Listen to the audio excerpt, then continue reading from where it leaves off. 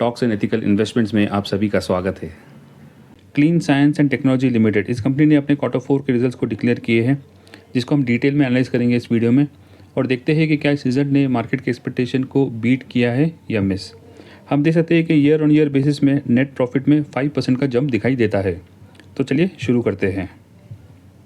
इस कंपनी का बिजनेस शरिया कंप्लायंट है और इस कंपनी के मार्केट का एक्सपेक्टेशन का डेटा आपके सामने है।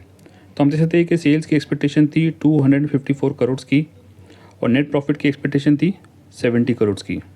ये एक्सपेक्टेशन की शीट जो है वो मैंने व्हाट्सएप चैनल पे अपलोड की है, उसकी लिंक मैंने डिस्क्रिप्शन बॉक्स में ऐड की है। आप चाहे तो उसको फॉलो करके उसको डाउनलोड कर सकते हैं। तो चलिए कंपेयर करते हैं इसके एक्सपेक्टेशन का डेटा इसके एक्चुअल रिजल्ट से। तो हम देख सकते हैं कि ईयर ऑन ईयर बेसिस में सेल्स में 16% की ग्रोथ है और कंपनी ने डिक्लेयर की है सेल्स ऑफ 264 करोड़ के, जो कि इसके एस्टिमेशन के डेटा से काफ़ी ज़्यादा दिखाई देते हैं। तो सेल्स में मार्केट के एस्टिमेशन जो है वो बीट हुई है। और नेट प्रॉफिट की बात करें तो हम देख सकते हैं कि ईयर ऑन ईयर बेसिस में 5% की ग्रोथ है और कंपनी ने डिक्लेयर की है 74.1 करोड़ के नेट प्रॉफिट, जो कि इसके एस्टिमेशन के डेटा से भी ज़्यादा दिखाई देते हैं। तो नेट प्रॉफिट में भी इस रिजल्ट ने मार्केट की एक्सपेक्टेशन को बीट किया है। और कंपनी ने डिक्लेयर की है डिविडेंड ऑफ 4 रुपीज़ पर शेयर पर और इसके रिजल्ट जो है वो ओपन मार्केट में आए थे। हम इस कंपनी के स्टॉक्स के वॉल्यूम का डेटा देखें और लास्ट 30 डेज़ का एवरेज डेटा देखें तो हम देख सकते हैं कि लगभग 58% जो है वो डिलीवरी में बाइंग हो रही है। और हम इस कंपनी के स्टॉक्स के रिटर्न्स की बात करें तो हम देख सकते हैं कि लास्ट 1 ईयर में नेगेटिव रिटर्न है 5.2% के और लास्ट 6 मंथ में 1.7%, 3 मंथ में भी 1.7%, लास्ट 1 मंथ में 9.7% और लास्ट 1 वीक में 3.5% के पॉजिटिव ग्रोथ दिखाई देती है। देखिए फंडामेंटल्स को देखें दोस्तों तो हम देख सकते हैं कि एक स्मॉल कैप कंपनी है जिसका market cap near about 13,547 crore का है। केमिकल इस पर्टिकुलर सेक्टर से कंपनी बिलोंग करती है और लास्ट 3 ईयर्स में इसने नेगेटिव रिटर्न दी है 25% के। करंटली इसका पी रेशो जो है वो 51 के करीब पे दिखाई देता है और इस कंपनी का जो स्टॉक है वो अपने 52 वीक के हाई और एक मिड के मीडियन रेंज पर ट्रेड करता हुआ दिखाई देता है। हम ईयर ऑन ईयर बेसिस पे इस कंपनी के सेल्स एंड प्रॉफिट को कंपेयर करें और लास्ट 5 ईयर्स का डेटा देखा जाए तो हम देख सकते हैं कि 6 ईयर्स का डेटा देखा जाए तो हम देख सकते हैं कि 2020 में इस कंपनी के सेल्स थे 419 करोड़ के और ईयर ऑन ईयर बेसिस में इसमें ग्रोथ दिखाई देती है। बट 2024 में इसके सेल्स जो है वो डिक्लाइन होते हैं as compare to previous year और 2025 में ये बढ़कर होते हैं 967 करोड़ के।